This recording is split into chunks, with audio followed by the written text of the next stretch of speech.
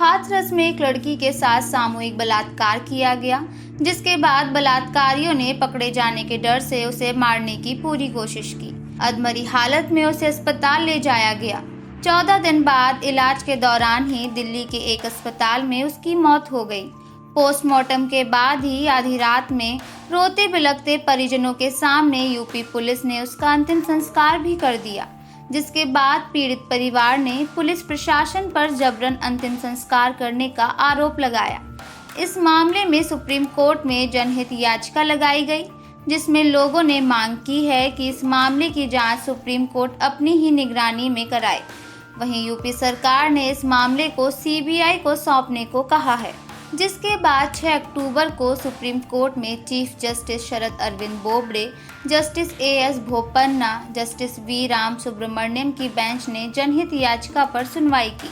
वहीं दूसरी ओर याचिकाकर्ताओं की तरफ से एडवोकेट इंदिरा जयसिंह और यूपी सरकार की तरफ से सॉलिसिटर जनरल तुषार मेहता सुनवाई में शामिल हुए।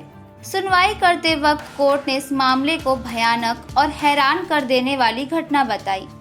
सॉलिसिटर जनरल मेहता ने यूपी सरकार की तरफ से दलील पेश करते हुए कहा कि सरकार इस याचिका के खिलाफ नहीं है। साथ ही उन्होंने कहा कि इस मामले को लेकर लोगों के बीच तरह तरह की कहानियां कही जा रही हैं। एक लड़की की मौत पर इस तरह सनसनी नहीं फैलानी चाहिए। इससे जांच प्रभावित हो रही है।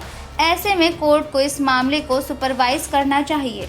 वहीं आधी रात में अंतिम संस्कार किए जाने पर मेहता ने सफाई देते हुए कहा कि संभावित दंगों की वजह से प्रशासन ने पीड़िता के परिवार को रात में शव का अंतिम संस्कार करने के लिए मना लिया था। हालांकि ये बात अलग है कि अब परिवार इस बात से इनकार कर रहा है। मेहता ने कहा कि खुफिया इनपुट से जानकारी मिली थी कि इस मामले को सांप्रदायिक रंग देकर हाथरस मामले के बहाने राज्य में दंगा कराने की साजिश रची गई थी, जिसके चलते सरकार को ये कदम उठाना पड़ा।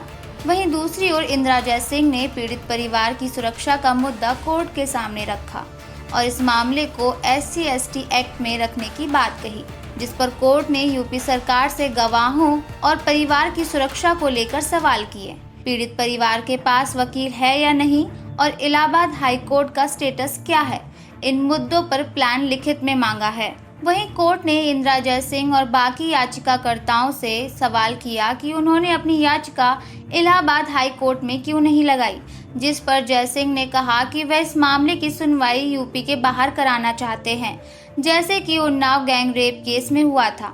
सुप्रीम कोर्ट ने परिवार की सुरक्षा की डिटेल मांगते हुए सुनवाई अगले सप्ताह तक टाल दी है। फिलहाल मामले की SIT जांच चल रही है। साथ ही हमारे चैनल तर्कश को सब्सक्राइब करना ना भूलें। धन्यवाद।